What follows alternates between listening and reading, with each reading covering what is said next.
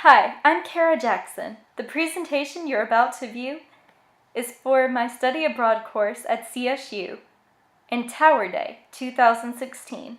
Enjoy! I recently took a Study Abroad course to Oxford, England, for which we needed to do an immersive research project. I chose the question were torture and execution methods assigned by class and gender during the English Renaissance, which took place during the late 14th and early 17th centuries. In order to answer my research question, I had to break it into 3 parts. The 3 questions I asked myself included, were women tortured in general, and if so, were they tortured in the same ways as men? Were execution styles assigned based on class and crimes committed? And did those of higher status receive special execution or torture methods? Before I begin my case studies, I must give you a little background information about the English Renaissance and my trip. During the English Renaissance, the most popular execution methods included beheading, burning at the stake, hanging, drowning, and death during torture. The 3 most popular instruments of torture were the manacles, which were manacles fastened to a mounted bar, where the victim would essentially hang much like on a crucifix, but with the feet left dangling, the scavenger's daughter, of which there were 2 versions, the English, which I saw in Wakefield Tower, which crushed the body like a nutcracker, and then the Spanish version, which twisted and contorted the body by way of a crank, which was not on display, but is in the basement of the White Tower, which is where most of the torture was carried out, and coincidentally, under where the royal apartments were in the Tower of London. Finally, you have the rack, which is probably the most famous. Cranks were turned by the inquisitors, which tightened ropes tied to each of the limbs of the prisoner until the body was pulled apart. On the free day I was given to go out and conduct research in person, I went to Oxford Castle and the Tower of London, hoping to see what the locations felt like, to get more information on my case studies, and to see if the locations recognized the past horrors that happened there. I also saw Trinity Square Garden and Tower Green, which is inside the Tower of London. The Trinity Square Garden was where poor people were executed, and it was a public spot, meaning anyone could come and watch the executions, whereas the Tower Green was within the tower walls, and it was a private execution site, usually for the rich or high-class people. Now that you've had a short introduction, it's time to tell you who my case studies were. I chose 3 men and 3 women, each of a different social class, who each died of a different execution method. For my women, I had Anne Green, who was a servant, Anne Askew, who was a poet, Anne Boleyn, who was a queen, Isaac Darkin, who was a low-class highwayman, meaning he robbed from the rich as a career, George Plantagenet, who was a duke, and William Hastings, who was a baron. During the lifetime of our first case study, Protestant religion was illegal in England. Therefore, most people were Catholic. Anne Askew was a 25-year-old poet, the daughter of a knight, and the only woman ever to be tortured at the Tower of London. She was charged with heresy and tortured on the rack to try to get her to reveal other Protestants. She confessed to being a Protestant herself, but would not name any others, so her mangled body was transported by chair to Smithfield, where she was burned at the stake on July the 16th in 1546. She was offered the chance before she was executed to recant her beliefs, but she did not. So she died a Protestant martyr. Anne Green was a 22-year-old servant who was hung in the castle yard at Oxford Castle. She was a servant in the household of a knight and had become pregnant. To avoid losing her job, she concealed her stomach and the baby, which was later found dead in her master's home. They hung her on December 14, 1650, and then took her lifeless body to be anatomized. The doctors realized she was still alive and revived her. It was believed God spared her death and so she was pardoned of her crime.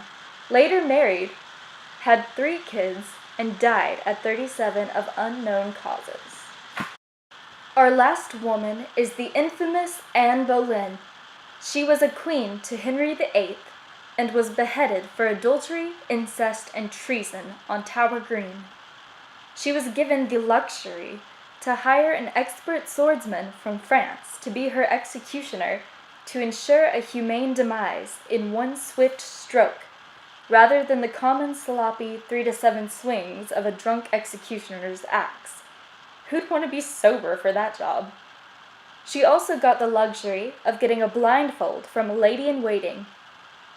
She, however, got no coffin, and was placed in an old arrow box after her execution, and buried mere yards from her execution site in St. Peter's. The 2 photos you see on this slide are of Anne Boleyn's tomb in St. Peter's Chapel.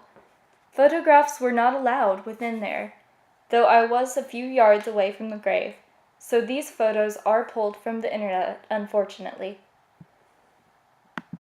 During the English Renaissance, people were also terrified of anatomists, because they thought if their body was mangled after their death, they could not be resurrected for the second coming of Jesus Christ.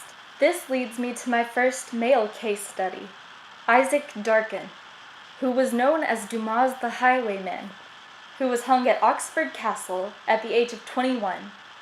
Superstitious himself of anatomists, he hired a few bargemen to steal his body away before the anatomists could get it, to rest in St. Thomas's Church in Oxford, which happened to be the poorest parish in the city.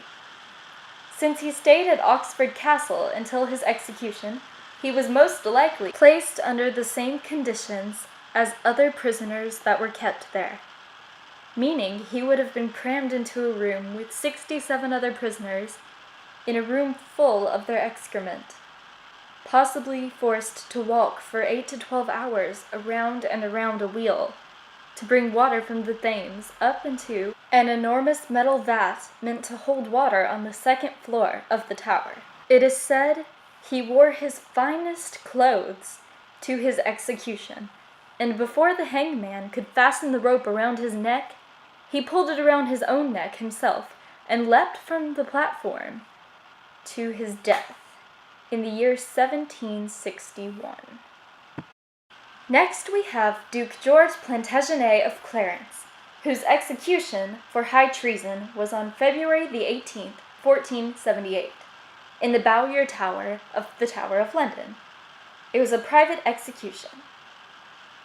Whereas most nobles were beheaded for treason, George was drowned in a vat of his favorite Malmsey wine. It is thought that this execution style was chosen by the Duke himself, which would have been a privilege given to him due to his class. He was buried beside his wife afterward in Tewkesbury Abbey, and his remains were later exhumed and autopsied to confirm that he in fact was not beheaded or hung, but drowned. Finally, we have Baron William Hastings I, who was a great supporter of King Edward IV's son, Edward V. William was escorting Edward V and his younger brother to Edward V's coronation, when the prince and his younger brother, Richard, the Duke of York, went missing inside the Tower of London under his watch. William was then arrested on charges of treason by the dead King Edward IV's brother and the young prince's uncle, the Duke of Gloucester, who was later crowned King Richard III. William was executed without trial. Could his death have been a cover-up for the murders of the 2 princes in the tower?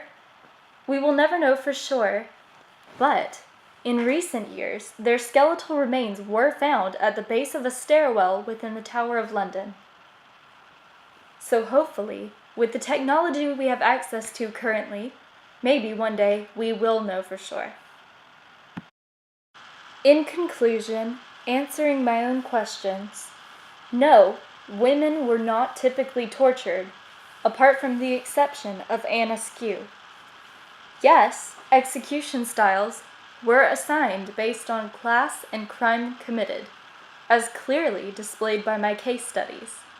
And no, those of a higher status did not receive special execution and torture styles. They did, however, receive certain luxuries those of a lower class did not get with their executions. Thank you so much for listening to my presentation. I hope you enjoyed it as much as I enjoyed making it. Here are my references.